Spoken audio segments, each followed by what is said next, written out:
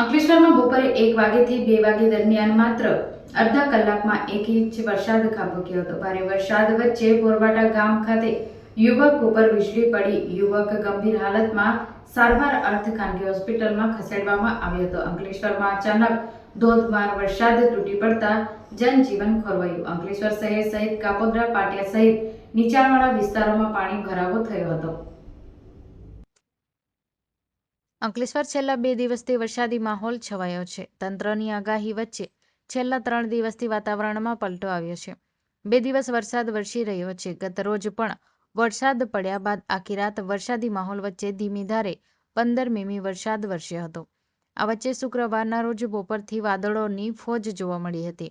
1 કલાક ધીમી ધારે શરૂ થયેલા વરસાદ માત્ર અડધા કલાકમાં જ ધમાકેદાર એન્ટ્રી સાથે ગાજવીજ સાથે તૂટી પડ્યો હતો. વીજળીના કડાકા બડાકા સાથે ખાબકેલા વરસાદ ચારેકોર પાણી જ કરી મૂક્યું હતું.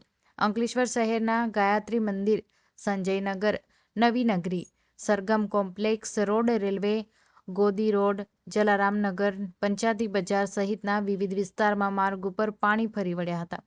માત્ર અડધા કલાકમાં 25 મીમી વરસાદ વચ્ચે મોસમનો કુલ વરસાદ 788 મીમી સામે 668 મીમી સાથે 83% કરતાં વધુ પડ્યો છે. અંકલેશ્વરમાં છેલ્લા 5 વર્ષથી 150થી 200% સુધી વરસાદ પડી રહ્યો છે. આ વચ્ચે પાછોતર વરસાદને લઈ ખેડૂતોના ઊભા પાક તેમજ શાકભાજીના પાકને નુકસાન થવાની ભીતિ સેવાઈ રહી છે, તો શેરડીના પાકને ફાયદો થશે. આ વચ્ચે અંકલેશ્વર નર્મદા કાંઠે આવેલા બોરબાટા ગામ નજીક દીવી ગામના યુવક ઉપર ધોધમાર વરસાદ વચ્ચે અચાનક વીજળી ત્રાટકી હતી, જે ગંભીર રીતે દાઝી ગયો હતો.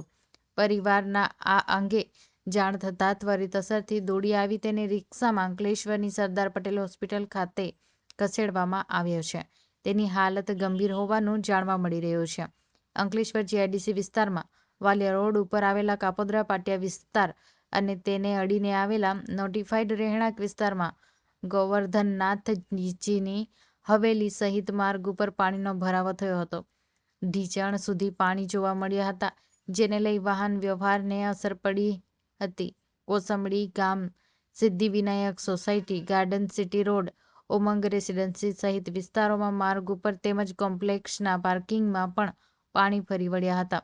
અચાનક ખાબકેલા ધોધમાર વરસાદમાં અંકલેશ્વરમાં સૌથી વધુ પ્રભાવિત થતા સંજયનગર વિસ્તારમાં લોકોના ઘરોમાં પાણી પ્રવેશ્યા હતા. ચાલુ વર્ષે બીજી વાર લોકોના ઘરોમાં સંજયનગરમાં પાણી જોવા મળ્યું હતું, તો અંકલેશ્વર હાંસોટ રોડ ઉપર આવેલા એનડીનગર વરસાદી પૂરમાં માહોલ જોવા મળ્યો હતો.